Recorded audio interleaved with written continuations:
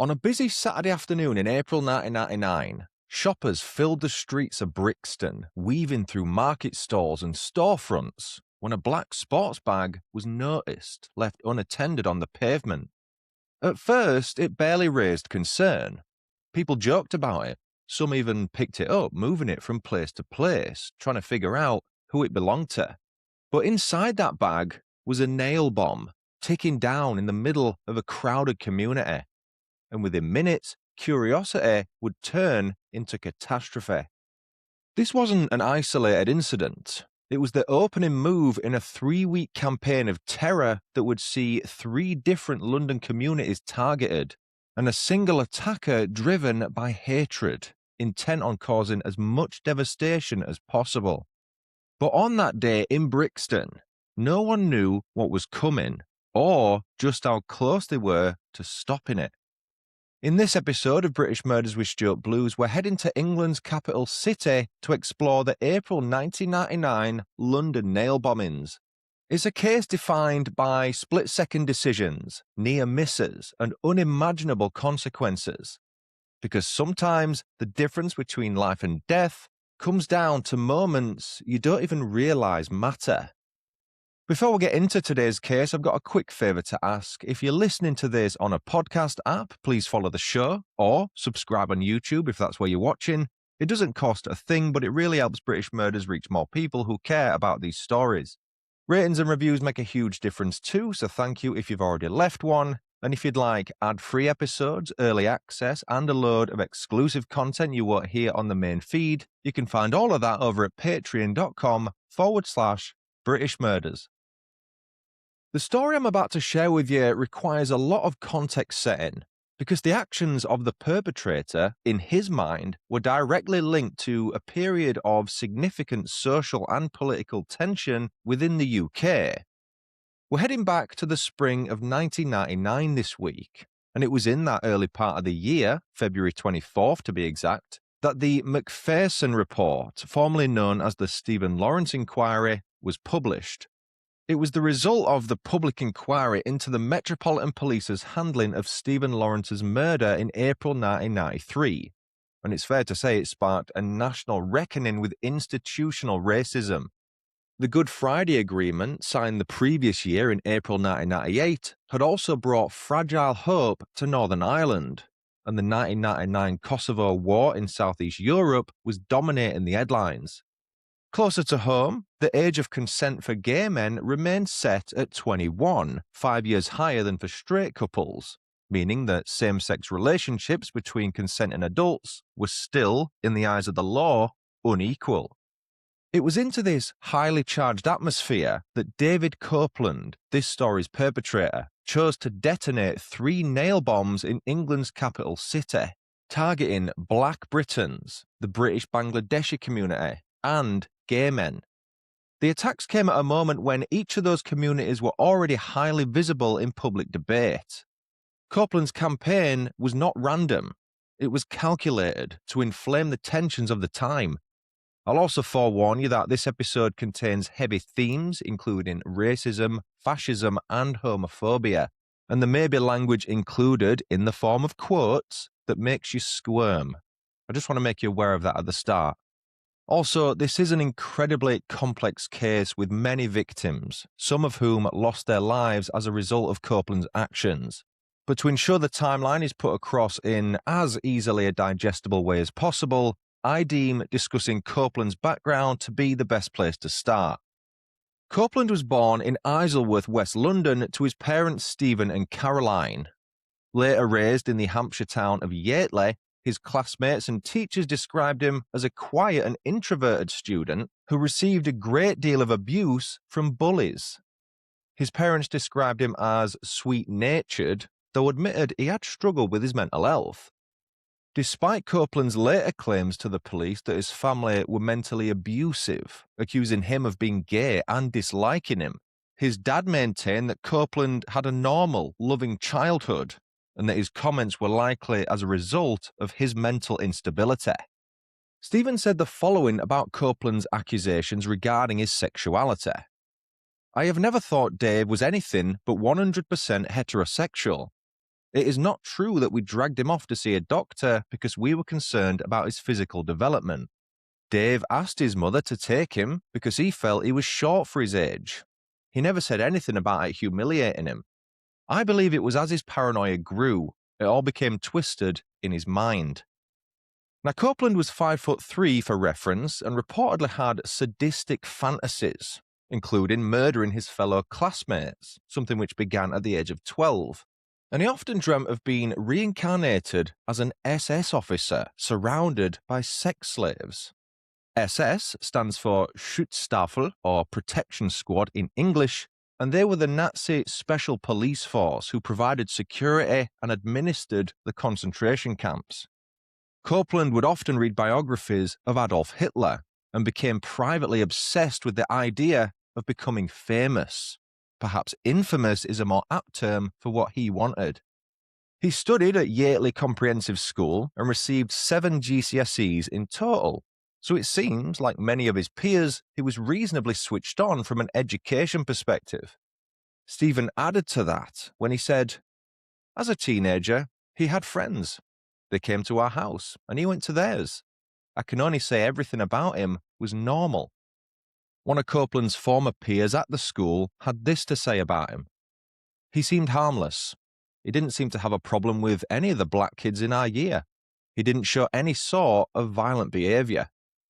So from the outside, it seemed as though Copeland was your regular run-of-the-mill high school kid who had a big decision to make when it came to what the next stage of his life would look like. The typical dilemma is whether you pursue further education or dive headfirst into the world of work. Leaving school at the age of 16, Copeland opted for the latter and worked various jobs, including as an engineer's assistant on the London Underground.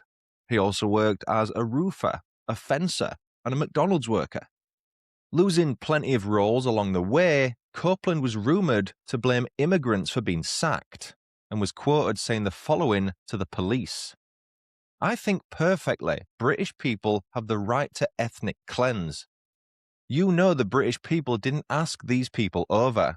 They were brought over for the main reason as cheap labour, and every white man, now and woman, has to work cheap labour. A lover of music, the heavier the better, Copeland also tried to start a band, often taking inspiration from heavy metal icons such as Iron Maiden. But he struggled to adapt to adult life, and not just in a sense of being able to hold down a steady job. Run-ins with the law were frequent.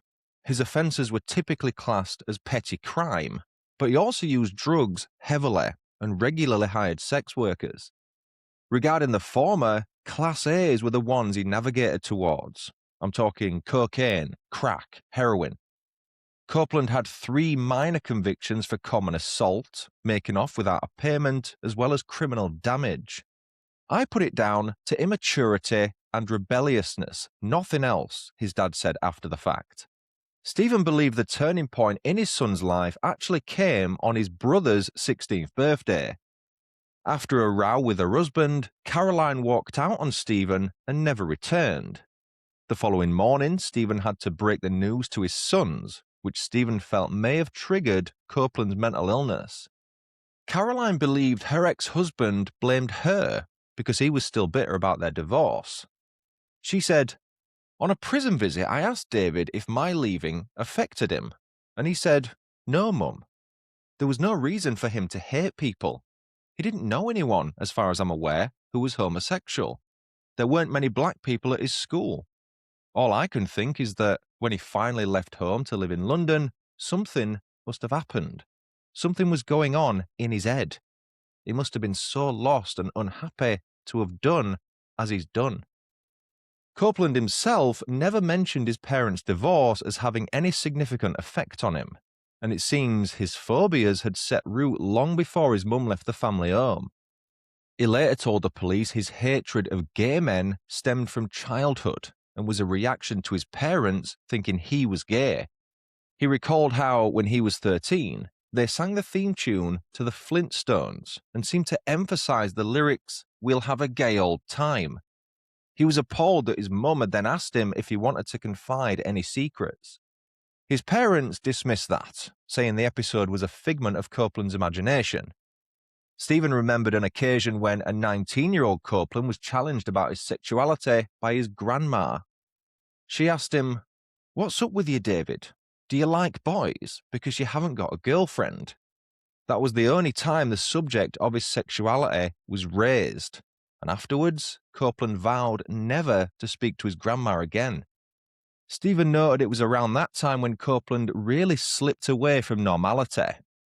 He dropped everything, even taking himself away from his friends and family, opting instead to lock himself away in his own little chrysalis.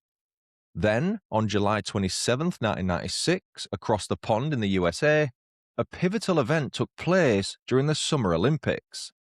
Eric Robert Rudolph planted a bomb in Centennial Olympic Park in Atlanta, Georgia, with the subsequent blast killing one woman, 44-year-old Alice Hawthorne, and injuring over 100 others. As Copeland watched news reports from the scene, he had a thought that is difficult to comprehend. He wondered why nobody had bombed the Notting Hill Carnival in West London.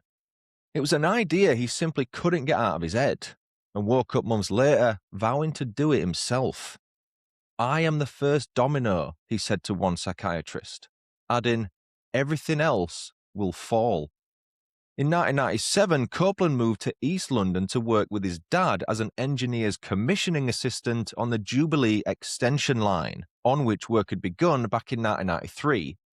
In May of 1997, at the age of 21, he joined the British National Party and attended 2 meetings, including one which was ambushed by the Anti-Nazi League.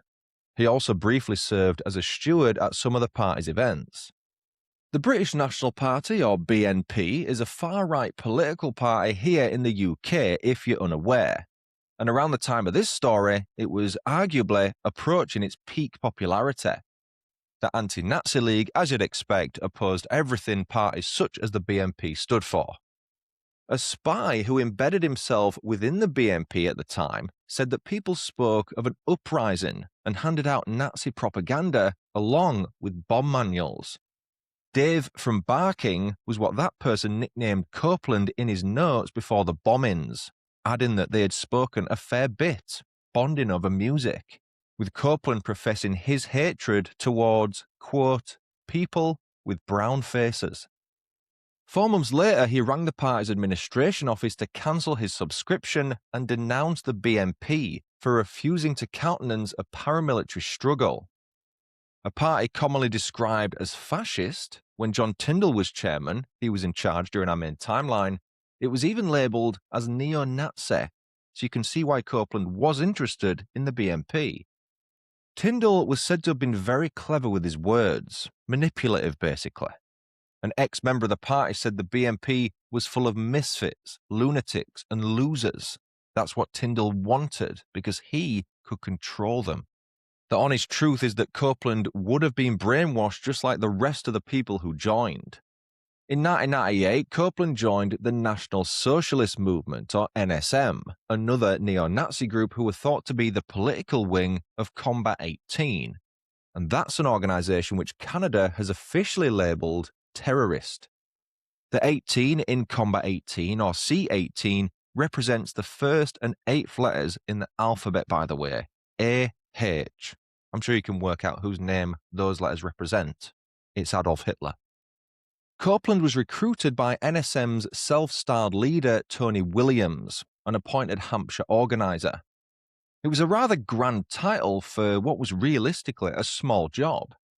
There were only a dozen members at the time, and the organisation itself collapsed completely after Copeland's later arrest. Also in 1998, Copeland saw his doctor twice and was prescribed mild antidepressants to help him cope with anxiety attacks. He told his GP he was losing his mind, which is incredibly revealing, and nobody doubted that Copeland was suffering from some form of mental illness, though the severity of his condition was contested. We'll talk about that a bit more when we discuss his trial. In early 1999, just weeks before the start of his bombing campaign, Copeland was living alone in a rented bedsit on Sunnybank Road in the Hampshire village of Cove. Without going into too much detail, Copeland was a self-taught bomb maker.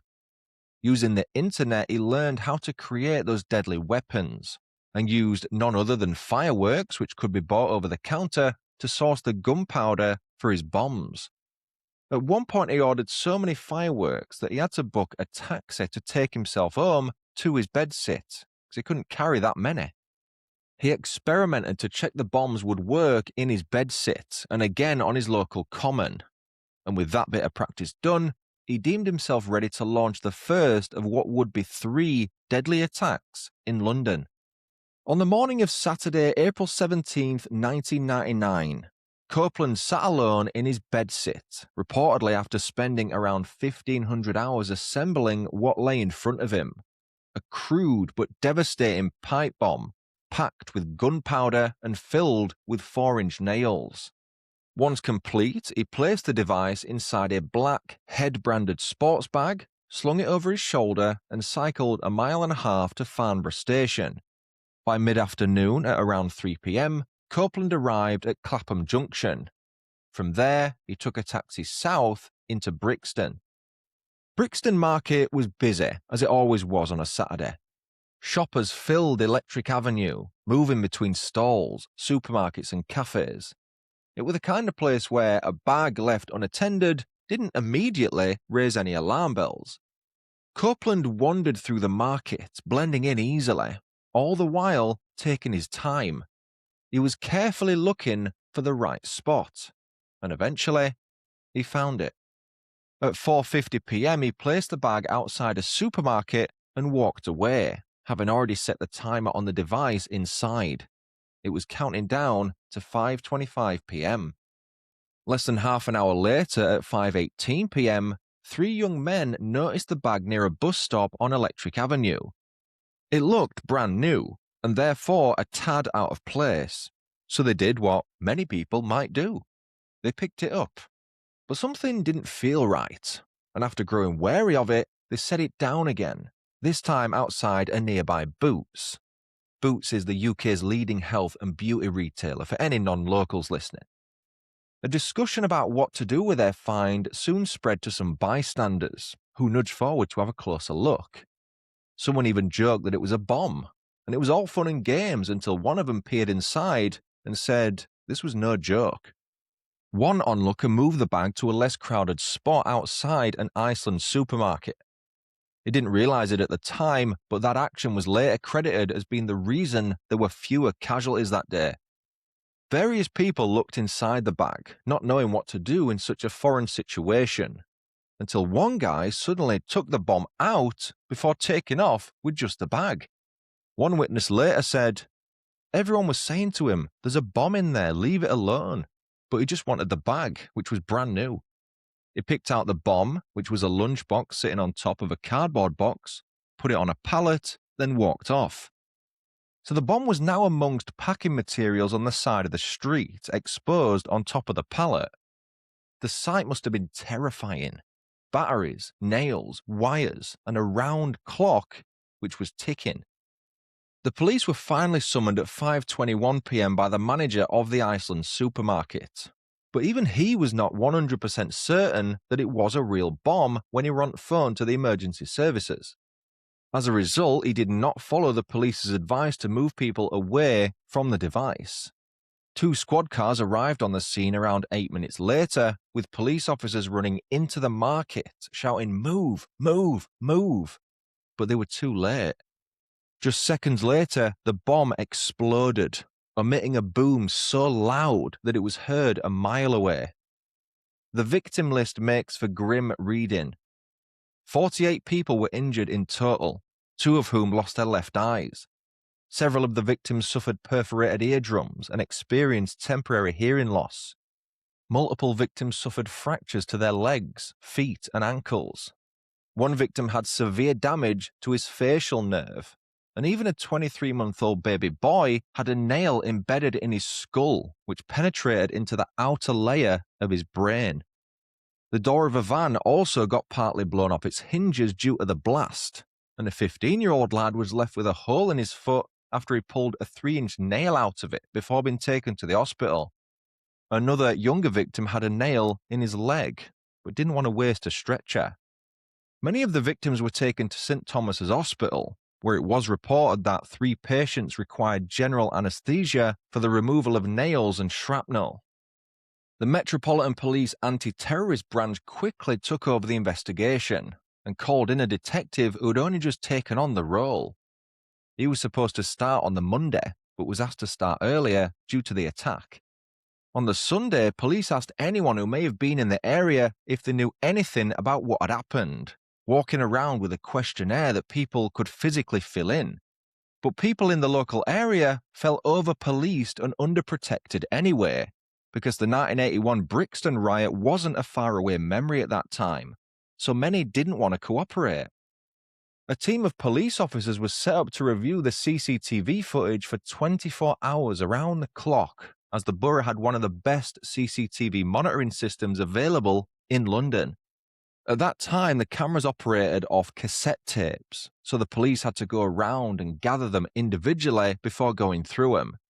And as with so many CCTV images, even nowadays, they were of such poor quality, to the point where the Met sent them to NASA in the United States for specialist enhancement. One piece of footage, which would eventually prove useful, was spotted on April 23rd. It showed a white man with a sports bag walking in the market area shortly before the explosion. A day later, on April 24th, exactly 1 week after the first attack, Copeland finished his second homemade bomb and travelled to London on the same route he had before, heading to Brick Lane this time. Copeland travelled to the heart of London's East End with the intention of attacking the Bangladeshi community at Brick Lane Market. Arriving at around 3:10 p.m, Copeland realised something was wrong with his plan. Instead of the usual bustling streets that normally hosted the market, they were barren. It was at that point he realised the primary day for the market was Sunday, not Saturday. With a bomb about to go off, Copeland walked down the street and left another sports bag, Reebok branded this time, containing the second nail bomb on Hanbury Street in Spitalfields, just off Brick Lane. He left it between 2 vans parked outside a restaurant there. At around 5:30 p.m, a passerby picked up the unattended sports bag, next walking some 200 or 300 metres to his car. Once there, he placed the bag inside his Ford Sierra and opened it, thinking he'd found some tools. But suddenly it occurred to him that he may have stumbled across another bomb. Such was the widespread publicity of the previous week's attack. He intended to hand it in at Brick Lane Police Station, but soon discovered it were closed. He phoned the authorities instead and placed the bag back in the boot of his car, where it detonated at 5:54 p.m. Now, because the boot or trunk was closed, most of the blast was absorbed by the vehicle, and therefore the casualty count were lower than at Brixton. Even so, the nails travelled 250 feet up the road, damaging nearby buildings and vehicles, while also injuring 13 people in the process. Many locals believe they'd experienced an earthquake, such was the force of the explosion. Police quickly recognized the attack as being the second strike in a bombing campaign. The investigation was formally linked with the Brixton inquiry and intensified, and given the locations where they went off, they decided it was clearly a series of racially motivated attacks. Media outlets used demos of how many nails were packed into the bomb on TV to prompt people's memory of who came into the shop to buy such an amount, someone who didn't appear to be a builder. There was even a 10 grand reward put up, which equates to around 19,500 in today's money when adjusted for inflation. A breakthrough came in the week following the second blast, when on April 29th, anti-terrorist branch detectives released a CCTV image of their prime suspect, the young white man seen carrying a sports bag in Brixton, to the national press. The image was given wide publicity across the UK, and a colleague of Copeland's who worked with him on the Jubilee Line extension recognised him straight away. The colleague phoned the police to name Copeland as the suspect, and as it would happen, that tip-off reached the police approximately an hour and 20 minutes before the third bomb exploded in Soho.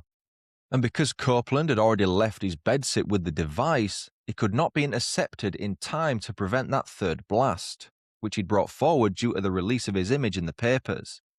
His original plan was to detonate the third bomb on Saturday, May 1st, making it 3 Saturdays in a row, but he instead decided to detonate it on the Friday evening in a pub called the Admiral Duncan. The Admiral Duncan had been trading since the early 1800s, but in recent years had become an established gay bar. It was a small, narrow pub with low ceilings, and it reminded some patrons of a Cornish smuggler's pub. The bar was known for its small and intimate vibe. Copeland woke up in a London hotel on the morning of April 30th, having stayed up the previous night making his third bomb. If we skip ahead to around 5:25 p.m. that day, you'll notice all 3 attacks took place at around the same time. It was at that point Copeland's colleague tipped off the police as to his identity. But by 6 p.m., Copeland had already entered the Admiral Duncan pub at number 54 Old Compton Street, in the heart of Europe's first recognised gay village, and he'd placed a sports bag containing the final nail bomb beneath a bar stool before leaving. He was in and out within the space of a few minutes, heading to the bar like he wanted a drink before slipping the bag off his shoulder and putting it on the floor. At 6:37 p.m, the bomb detonated inside the crowded pub on what was a warm Friday night at the start of the early May bank holiday weekend. That third blast was actually 27 years ago today if you're listening to this episode on the day of release. One patron who survived the blast described the bomb going off as a blue light, adding that he didn't even hear a loud bang, but afterwards heard a sound like cabling being ripped out of the building. 3 people were killed in the third attack, and between 79 and 83 were injured. Sources vary on the precise figure, 4 of whom later required amputations. I'll now discuss those 3 innocent people who lost their lives that day at the hands of Copeland's homemade bomb. Andrea Maria Dykes was 27 years old at the time of her murder.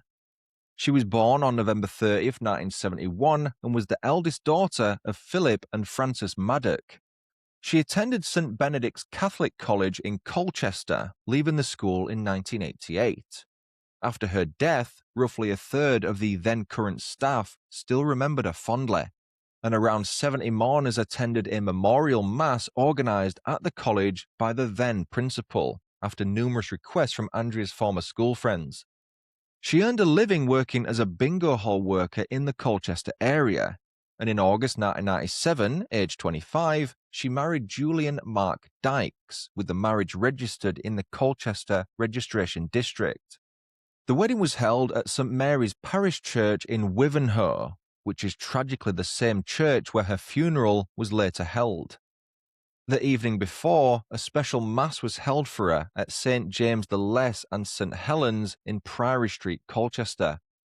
At the time of her death, Andrea was 4 months pregnant with her first child, a boy the couple had decided to name Jordan, which makes what happened all the more devastating. To celebrate the pregnancy and his invitation to be godfather, John Light, who was a close friend of Julian's and best man at their wedding, had treated Andrea and Julian to tickets to see the ABBA musical Mamma Mia at the Prince Edward Theatre in the West End on the fateful night of April 30th, 1999. Before the show, the group, made up of Andrea, Julian, John, John's partner Gary, and their friend Nick Moore, went into the Admiral Duncan on Old Compton Street, Soho, for pre-show drinks. When the nail bomb exploded, Andrea and Nick were killed instantly at the scene, with John later dying in hospital after 4 operations. Andrea's husband suffered extensive burns, had nails lodged in his lungs, and his hands took the full force of the blast. He was in a coma for around 3 weeks and was not told of Andrea's death or the loss of their unborn son until he regained consciousness. John Light had only recently turned 32 at the time of his murder, having been born on April 27, 1967, to his parents Dennis and Betty Light. Like Andrea, he also lived in the Essex city of Colchester, sharing his home with his partner Gary. He worked in the bingo industry in the city and had been deputy manager at the Gala Bingo Club in Osborne Street for 8 years. That's how he knew Andrea. They'd been colleagues. 5 months before his death, he'd been promoted to general manager of a gala bingo club in Wokingham, Berkshire, and had moved there accordingly. On the evening of April 30th, John travelled to London from Colchester with Andrea, Julian, and Gary to see the show, meeting up with Nick in the West End. Unlike Andrea and Nick, John did not die immediately after the bomb went off. However, his wounds were so severe that surgeons could not keep up with the blood and fluid loss, and he died approximately 24 hours later in hospital. His funeral service was held at Wimpole Road Methodist Church in Colchester on May 17th of that year, and was followed by a cremation. The service was conducted by the Reverend Robert Bean, and hundreds of mourners attended, including his parents, who travelled up from Plymouth in Devon. His family released a statement which read, "We are devastated to lose John to such a senseless act of violence. John was a popular, loving, well-respected man who enjoyed nothing more than being with all his friends." As for Nick, his full name was Nicholas Paul Moore, and he was born on May 24th, 1967, making him 31 at the time of his murder. He had a brother named Martin and a sister named Carolyn, and his family's connections were in Felixstowe, Suffolk, where his funeral was later held and his parents were associated. At the time of his death, though, he was living in London, hence the other four met him there and he didn't travel with them from Colchester. After leaving school, he had a series of jobs before serving in the Merchant Navy and subsequently in the RAF in the Signals Unit. He later worked as an administrator at British Aerospace in Saudi Arabia and later in Australia. Nick had been friendly with Andrea and Julian for several years, hence his invitation to the musical that evening. His funeral service was held at St John the Baptist Church in Felixstowe on May 14, 1999, and was attended by a congregation of more than 300 mourners. Reverend Canon Kenneth Wakefield described Nick as the life and soul of the party, and said how he had loved the community atmosphere of Soho. He said the reason for the bombing was beyond understanding. It was so senseless, so wrong, he said. We cannot possibly understand the circumstances which led to his death. His brother Martin addressed the congregation and made an impassioned plea for an end to prejudice, saying, "The reason Nick is lying dead is because of prejudice. It is really important. Jesus taught us that we must love everybody in the world, black people, people of all religions and colours, and all sexual orientations. It is really important. I want this message to get through to everybody. Don't bring up your children to be prejudiced." He couldn't have said it any better, could he? Very wise words from Martin there in such a devastating situation. All three who lost their lives, Andrea, John and Nick, were later commemorated on a memorial plaque beside 3 trees planted in St Anne's Gardens off Wardour Street in Soho. A man called Gary Reid, who was 43 at the time and from New Zealand, was badly burned and injured by shrapnel, while also losing one of his legs in the blast at the Admiral Duncan. He described the aftermath of the bomb going off, starting by describing a woman who was moving her mouth and looking at him. It turned out she was shouting, but his eardrums had burst, so he was temporarily deaf and couldn't hear her. Another man, 48-year-old Tommy Douglas, was at the bar when the bomb detonated.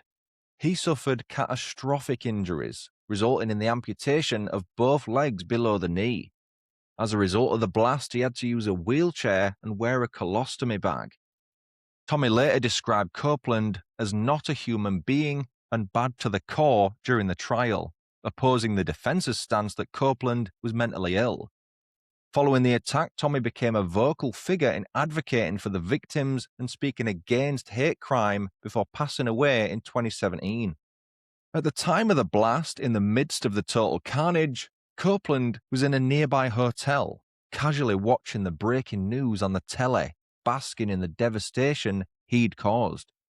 By the early hours of May 1st, Met Police Flying Squad and anti-terrorist branch officers had raided Copeland's bedsit in Cove, and inside found 2 large Nazi flags hanging on the wall, as well as a collection of newspaper clippings about the bombings.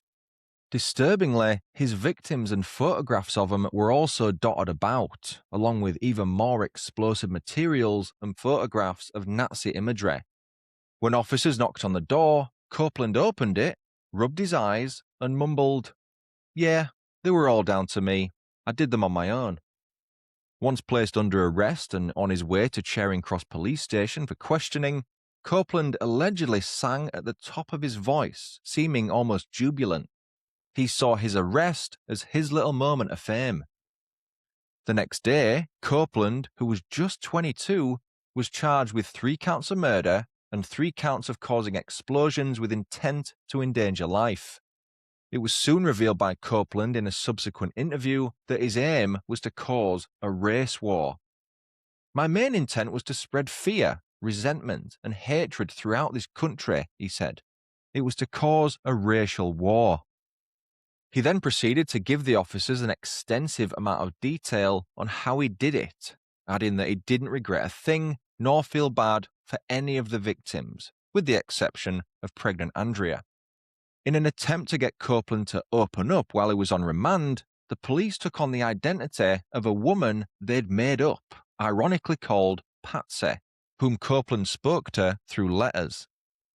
Patsy was a blonde, Aryan ideal who was subservient and an airhead, the police said.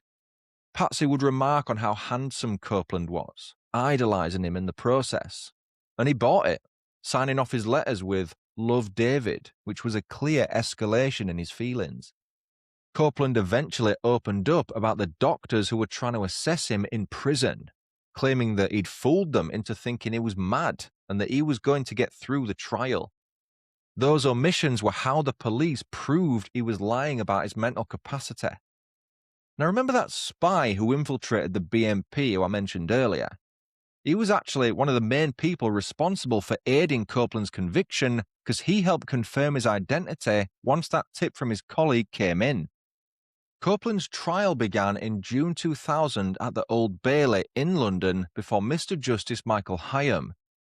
Copeland pleaded guilty to manslaughter on the grounds of diminished responsibility, but not guilty to murder. 5 psychiatrists had diagnosed him with paranoid schizophrenia, with another finding only a personality disorder, but stating it was not serious enough for him to avoid a murder charge. That last claim came from the prosecution psychiatrist, the other 5 were the defence's. When Copeland was assessed at Broadmoor Hospital, he was shown his victim's injuries. He didn't flinch at the images, yet when he was informed that Patsy was not a real person, he reacted by slumping into his chair with his head in his hands. The prosecution, led by Nigel Sweeney QC, rejected the diminished responsibility plea. The Crown argued Copeland knew exactly what he was doing and that his actions were driven by political ideology, not mental illness. The jury ultimately agreed with the prosecution and convicted Copeland on June 30th of murder ×3 and causing explosions with intent to endanger life ×3, thereby rejecting the diminished responsibility plea outright. Mr. Justice Hyam sentenced Copeland to 6 concurrent life sentences and recommended he serve a minimum of 30 years behind bars, though he told the court he doubts it will ever be safe to release him. The judge told Copeland, "Nothing can excuse or justify the evil you have done, and certainly not the abhorrent views which you have embraced." And the case remains significant beyond the verdict itself, as it helped establish the framework by which UK courts subsequently approached lone actor far-right terrorism. It drew a clear distinction between ideological motivation and mental illness, and made it plain that the two were not mutually exclusive. Copeland was imprisoned at HMP Frankland, a high-security prison, and saw his minimum term increased to 50 years in March 2007 under new legislation, meaning he will not be eligible to apply for parole until 2049. Copeland challenged the 50-year minimum term in June 2011 at the Court of Appeal, seeking to have it reduced closer to the original 30-year recommendation. But the Court of Appeal chose to uphold the longer sentence, and his appeal was dismissed. 3 years later, while being held at HMP Belmarsh, Copeland was involved in a violent incident with fellow inmate Thomas McDonough. After a dispute, Copeland fashioned a weapon from a toothbrush fitted with 2 razor blades, and the following day attacked McDonough in the exercise yard, slashing him twice across the face, leaving permanent scarring. Copeland was then overpowered by prison officers and taken to be placed in solitary confinement, where he remained for the next 11 months. As a result of that attack, he appeared at Woolwich Crown Court in October 2015 and pleaded guilty to wounding with intent, receiving an additional 3-year sentence, of which he will serve at least 18 months. The most recent news comes from 2021, when it was reported that Copeland had converted to Islam during his time in prison. It's claimed he hopes to be reborn in a different body after death, yet at the same time, if the reporting is accurate, has requested inmates and security call him Saddam in admiration of the Iraqi dictator Saddam Hussein. We're going to end with a bit about the legacy of this case, because it's changed the legal landscape for LGBT people in the UK almost beyond recognition. In the year 2000, the age of consent for gay men was finally equalised at 16, ending a decades-long inequality that had still been in force on the night Copeland planted his bomb in the Admiral Duncan. Section 28, the law that had prohibited local authorities from promoting homosexuality, was then repealed in 2003. The Civil Partnership Act followed in 2004, granting same-sex couples formal legal recognition for the first time, and the Adoption and Children Act 2002, which came into effect in 2005, extended equal adoption rights to same-sex couples. Equal marriage then came into effect with the Marriage Same-Sex Couples Act 2013. Each of those milestones represented a shift that Copeland had sought, through violence, to prevent. The Admiral Duncan itself reopened after the bombing and continues to trade on Old Compton Street, serving as both a pub and an informal memorial to those who were killed there. The bombings left a mark on the counter-terrorism landscape as well. Copeland's case was instrumental in pressing the argument, which was resisted for years in some quarters, that far-right violence motivated by ideology should be treated as terrorism rather than a mere hate crime. It was a reframing that has shaped how UK courts and law enforcement approach lone actor extremism ever since. Thanks so much for listening to British Murders with Stuart Blues. If you'd like to support British Murders and get ad-free episodes a day early, along with a range of exclusive content you won't hear on the main feed, you can find all of that at patreon.com/British Murders. And if you haven't already, please consider following the podcast on your player of choice or subscribing on YouTube. It really makes a difference to the show's growth. Ratings and reviews help enormously too, so thanks if you've taken the time to leave one. That's it for now. Until next time, cheerio.